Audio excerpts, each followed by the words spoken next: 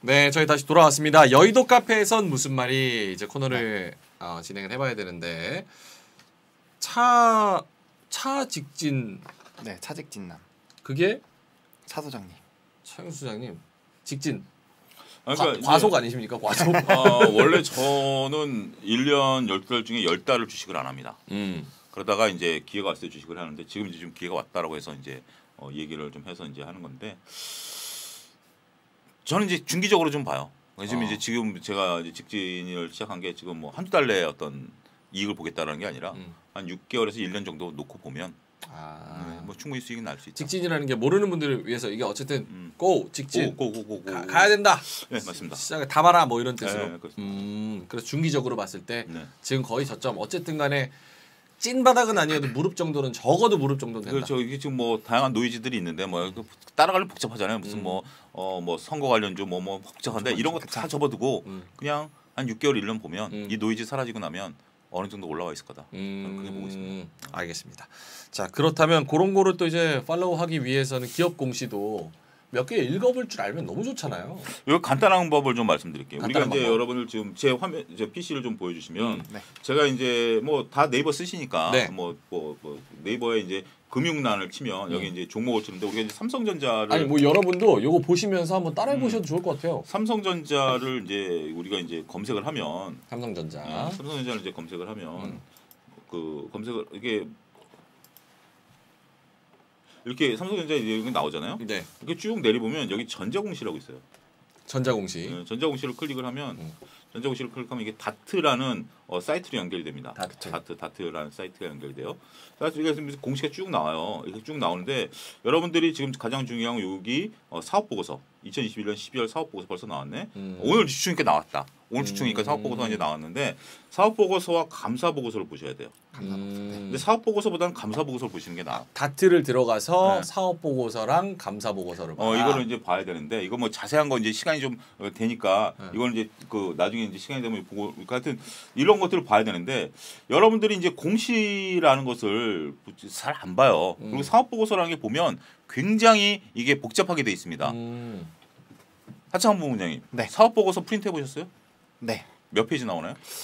거의 100페이지 넘게 나오는 거 많아요. 그 100페이지 나오는 건 중소기업이고요. 삼성전자는 200페이지 나옵니다. 네, 엄청 많이 나와요. 그래서 제가 이거를 이제 제가 남들한테 얘기할 때는 회사 일찍 출근해가지고 아니면 야근하든지 그렇게 걸어야 됩니다.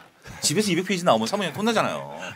그러니까 회사에 좀 일찍 나오든지 아니면 회사에서 늦게 남아가지고 야근하는 척하면서 프린트를 걸어야 돼요. 200페이지 나오니까. 배임 횡령 뭐 이런 걸로. 근데 이거를 저는 여러분들이 이거 사업 보고서 감사 보고서를 안 보신 분들은 최소한 한 3개 종목은 프린트를 해라. 업종이 다른 걸로. 그러고 나서 보면 PC로 보여요. 이게 전반적인 이게 틀이 보이니까 공부 차원에서 공부 차원에서 여러분들이 뭐 삼성전자라든지 여러분들이 관심 종목이라든지 이런 것들을 뭐 카카오가 됐든 현대차가 됐든 한 프린트를 해보시고 그래야 이게 전반적인 구조가 눈에 들어오면 나머지는 이제 볼 수가 있어요. 어떤 것든지 그게 이제 팁이에요. 그거는 이제 처음 뽑는 거는 좀 조그만 기업들로 일단은 관심 있는데 조금 아니요, 그 아무래도 대기업을 뽑는 게 낫죠. 왜냐하면 틀을 좀 봐야 되니까. 300페이지 일찍 나오셔가지고 뽑으시면 돼요. DJ세요. 네, 그렇게 일단 뭐 그건데 그건 중요한 게 아니라 여러분들이 중요한 게 이제 공시라는 것을 보면 우리나라가 이제 이게 굉장히 이제 법이 강화돼가지고 선진화되면서 공시라는 것은 공식적으로 이 공시 자료는 애널리스트라든지 펀드 매니저는 똑같이 봅니다.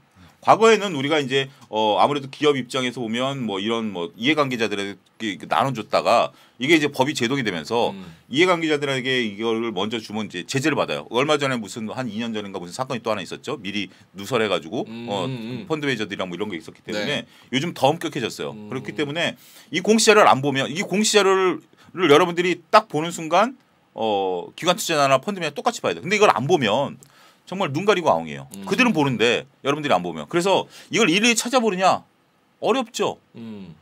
또 한 가지 팁이 있습니다. 뭐죠? 여기 이제 이 휴대폰에서 이 다트를 들어가요. 휴대폰으로 다트 들어갈 수 있어요. 다트. 웹이 있어요. 웹으로. 웹으로 들어가요. 그래서 내가 삼성전자 네이버에 다트 이렇게 치면 되죠. 다트예요. 여기서 이제 포털 사이트 다트 쳐가지고 전자공시 시스템. 웹을 다운 받으신 다음에 삼성전자, 카카오, 현대차를 내가 가지고 있다. 그러면 클릭해서 알람 설정을 딱 해요. 네. 그러면 삼성전자, 현대차, 카카오가 공시할 때마다 내가 알람이 울려요. 사업 공시를 할 때마다. 네, 공시할 때마다 알람이 울려요. 오. 이거는 사람들이 몰라요. 왜냐하면 증권 전문가도 공시 안 보거든.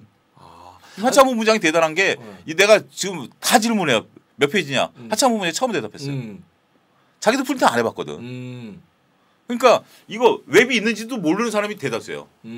아니 근데 네. 뭐 말씀하신 부분까지는 너무 잘 팔로우를 했어요. 음. 근데 결국은 이거 알림 설정을 안 해놓는 게 네. 봐도 어려워서 뭔 내용인지 모르겠어서 그러는 경우가 99%일 것 근데 같아요. 그거는 여러분들이 극복하셔야 돼요. 극복해야 어, 되는 네. 그러니까 겁니다. 관련된 책들도 있고 이거 음. 공시를 모른다라는 것은 음. 여러분들이 본격적인 투자를 하지 않겠다라는 거예요. 저는 과거에는 우리가 이제 여러분들이 뭐 재무제표 보기 어렵다, 뭐 공시 보기 어렵다 그러면 뭐 다른 거였는데 방법 없어요. 방법 없어요. 이거는 진짜 우리가 학력고사 보는데 네. 내가 그 학력고사 하는데 국영수를 포기하겠다. 음. 그럼 좋은 대학 못 가죠. 음. 그건 현실이잖아요. 네, 맞아. 아니 그러면은 알겠습니다. 꼭 봐야 된다고 하면 네. 무슨 핵심적인 가치가 어떤 내용들이 들어 있길래 이게 감사 보고서랑 네. 그리고 사업 보고서 아니 봐야 뭐 되나? 그런 것들은 이제 뭐 좀 논의가 복잡해질 수 있기 때문에 짧게 제가 짧게만. 핵심만 좀 말씀드릴게요. 진짜 핵심만. 지금 여러분들이 잘 보셔야 되는 게 지금 오스템 임플란트 같은 경우는 거래 정지잖아요. 네. 올해 오스템 임플란트가 거래 정지인데 오스템 임플란트가 3월 중순까지인가 4월 중순까지 거래 정지인데 오스템 임플란트가 지금 이제 상폐 위기에 들어가 있잖아요. 네. 상폐 상폐 위기에 들어가 있는데 오스템 임플란트가 횡령으로 상폐 위기는 안 당할 것 같아요. 왜냐하면 뭐 몇천억 중에 800억을 손실 처리해 버렸기 때문에 그 금액 정도는 오스템 임플란트 영업이익으로 충분히 커버가 가능해요. 근데 오스템 임플란트 가장 두려운 게 뭐냐면 감사 보고서에서 의견 거절이 나오면 이건 상폐 사유예요.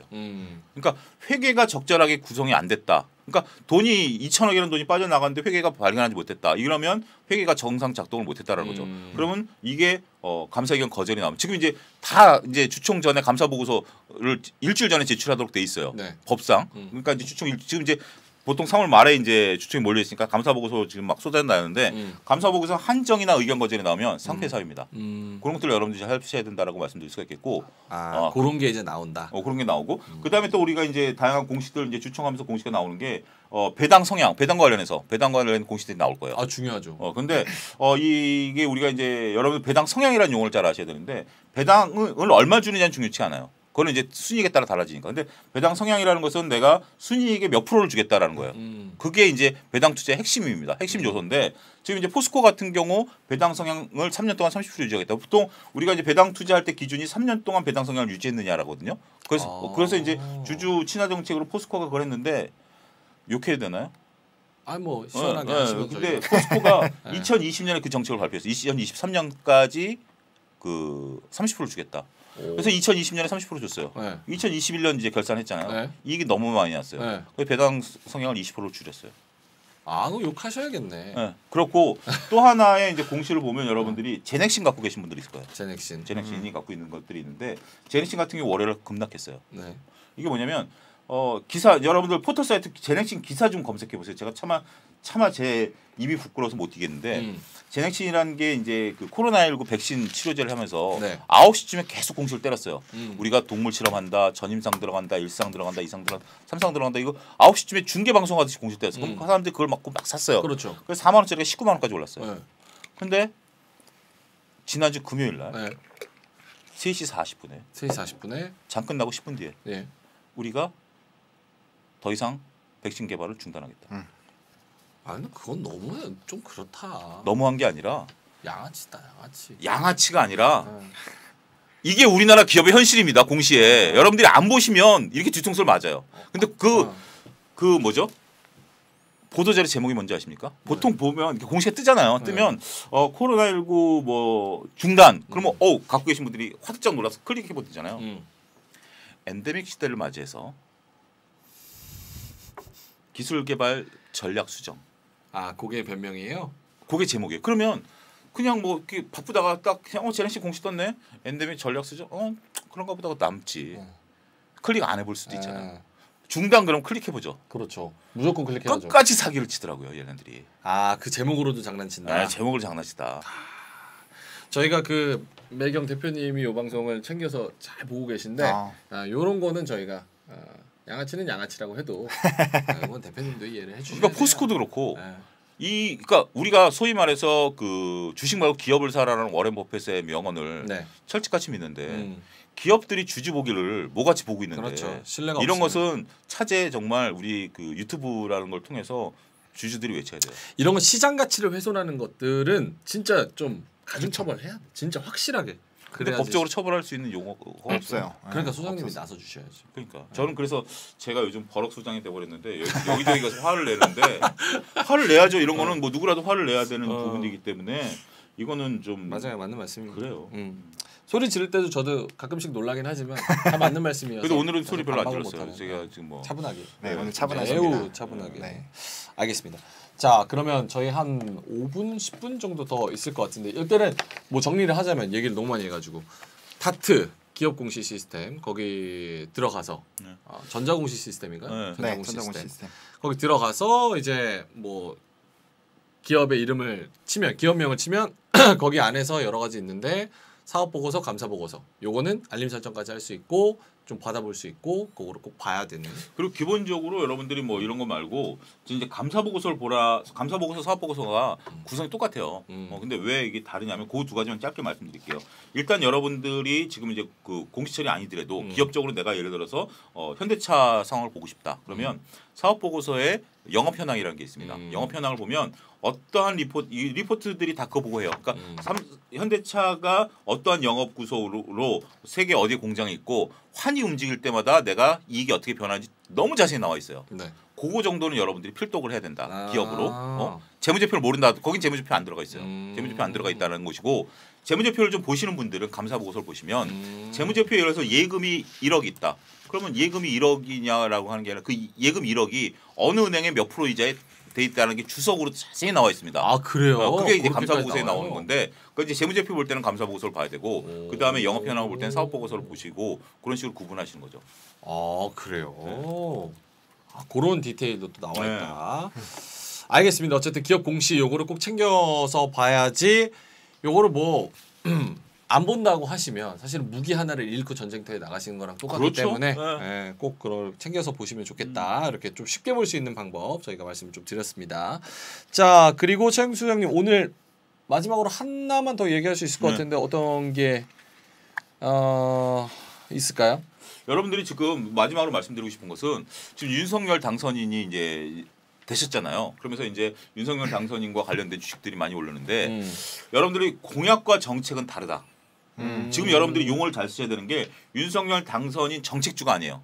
그쵸, 지금 공약주예요. 공약주. 공약주다. 지금 공약주고 윤석열 당선인께서 이제 5월달에 취임하시고 뭐 인수위가 꾸려져야 되고 거기서 이제 전반적인 그 우리 5년에 대한 이제 계획이 나올 것이고 그다음에 이제 그 취임하시고 이제 내각이 꾸려지겠죠. 그렇죠. 내각이 꾸려지고 나서 내각들이 이제 가을쯤에 대통령한테 업무 보고를 하는데 거기서 이제 정책주는 나온다.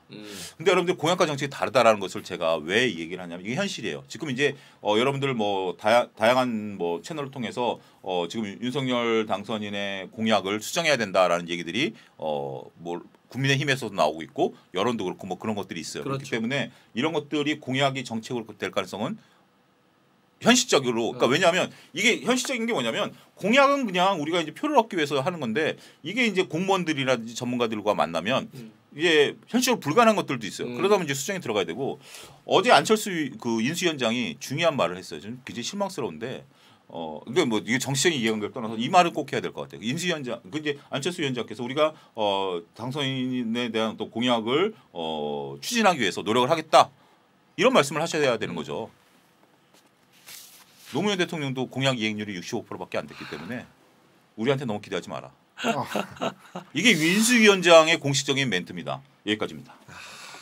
역대 공약 이행률 다 그 뭐야 평균으로 퉁쳐 보니까 한 30% 정도 된다고. 네. 그렇죠. 그런 걸 우리가 아는데 굳이 지금 와서 그쵸. 인수위원장이 그런 얘기를 한다라는 게 말로 할 얘기가 있고 뭐. 그쵸. 좀 신뢰감을 잃는 얘기를 한 것 같습니다. 어쨌든 그래서 그 부분에 있어서 대표적으로 우리 시청자분들이나 투자자분들이 헷갈리는 네. 지금 상황에서 네. 헷갈리는 요거는 뭐 보시기에 본부장님이나 소장님이 보시기에 네. 요거는 내가 보기엔 좀 공약주에 가까운데 네. 정책주로 헷갈리는 것들이 있다라고 하나씩 꼽는다면 원전.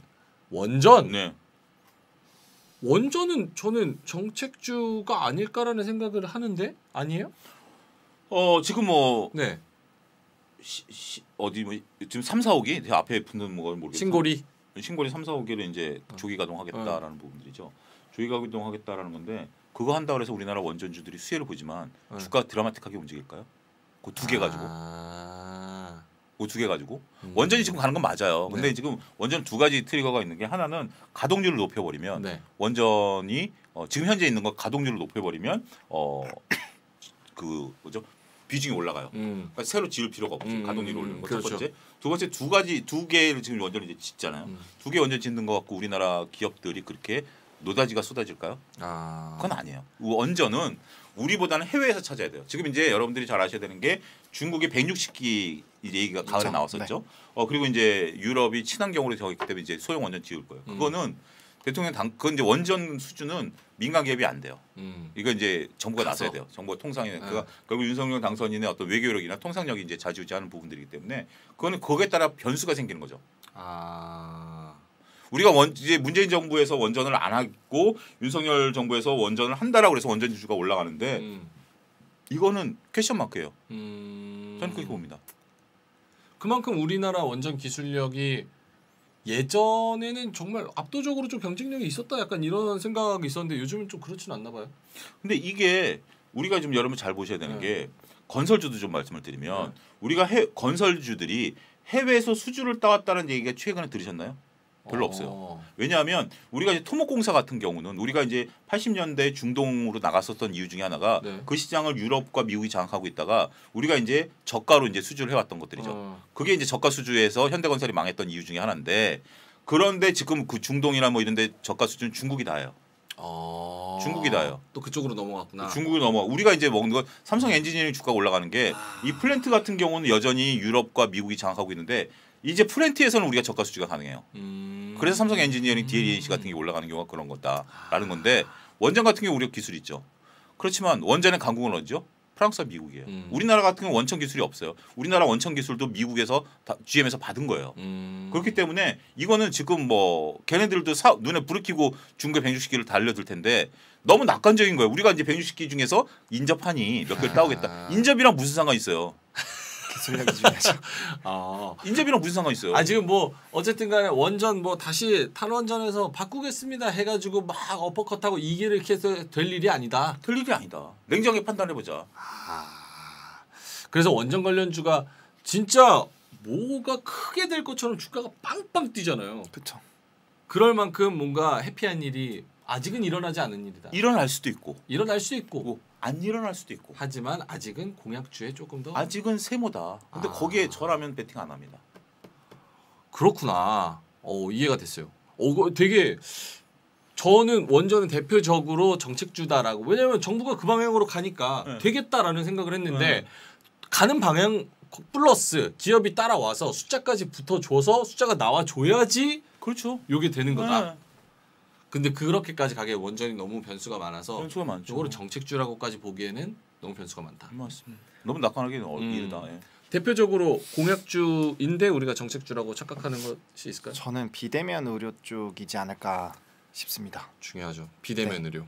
특히나 전거래일에 좀 많이 상승이 나왔는데 사실 비대면 의료 쪽이 만약에 코로나가 계속적으로 유지가 되고 이런 흐름이 뭐 5년 10년 간다면 당연히 좀 성장이 가능하겠지만 지금 어떻게 보면 이제 피크를 치고 지고 있다라고 좀 인식이 되고 있는 상황이잖아요. 그래서 만약에 사실 대면과 비대면 중에서 선택을 한다면 저는 대면으로 하고 싶을 것 같거든요. 상황이 마련이 된다면. 그래서 이제 비대면 쪽은 이미 이 코로나 사태에서 좀 어느 정도 또 확장이 된 부분들이 있기 때문에 이게 정책주로까지 이어지기에는 우선순위가 좀 뒤로 밀리지 않을까라고 생각을 합니다. 그 누구죠? 의사협회 그 대표분? 그분 또 머리 깎지 않을까요? 그분이 가장 싫어하는 게 지금 누구죠? 그 원격 진료 그 의사협회가 그막 반대하잖아요. 의사들은 왜냐 원격 진료 하면은 그러니까 그 지금 이제 우리가 여러분 잘 보셔야 되는 게 이제 표를 얻기 위해서는 뭐 좋다 이거예요. 그거에 대해서 제가 논하고 싶지는 않습니다. 그렇지만 이제 다양한 이익 단체들이 지금 자신들의 이익을 위해서 이제 로비를 할 거 아닙니까? 그럼 로비라는 단어는 우리가 좀 거부감이 있습니다만 뭐 어쨌든 그런데 의사 단체들이 싫어하기 때문에 결국 지금 현재 어떤 다양한 이익을 이제 하려는 지금 현재 뭐를 보면 저도 뭐 가능성은 좀 없고요. 탈모 치료제가 또 올라가지 않을까. 탈모 오늘 좀 올라가고 있어요. 두 분 다 농담입니다. 상관없잖아요. 두 분 다 별로. 네, 농담입니다. 예. 알겠습니다. 탈모 치료제도 뭐 어제 저도 뭐 저녁에 다루기는 했지만 뭐 주가 상승이 좀 있어서 어쨌든 이슈는 그쵸. 네. 됐으니까. 네.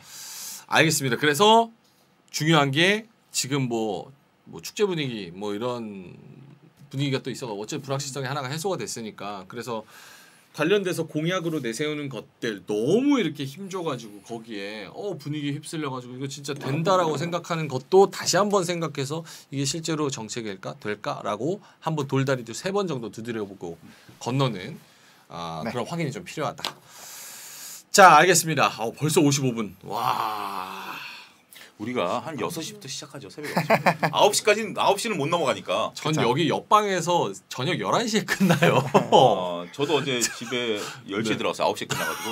좀 쉬세요. 그럼 9시에 끝나가지고. 주무셔야죠. 여기 오시는데 좀 오래 걸리세요? 아니면 근처 사세요? 여기는 금방 와요. 금방 네. 오세요. 그 오피스를 하나 근처에 얻어가지고. 이거 금방 와요. 여기 아예 월세를 얻으셨어요? 대단하십니다. 샀죠. 샀어요. 주식해가지고. 야, 대단하시면서도 그 능력과 열정, 에너지. 자, 제가 차영주 소장님의 이제 나이가 딱 됐을 때 저도 저런 에너지와 인사이트와 저런 거를 갖고 싶다는 생각을 항상 합니다. 저도 마찬가지입니다. 야, 더 열심히 해야 됩니다. 더 열심히 해야 더 열심히 해야 됩니다. 자, 알겠습니다. 차영주 소장님은 오늘 여기서 보내드리고 오늘 또 개장 준비는 저희 해보도록 하죠. 자, 오늘 차영주 소장님과 소중한 이야기 나눠봤습니다. 오늘 고맙습니다. 감사합니다.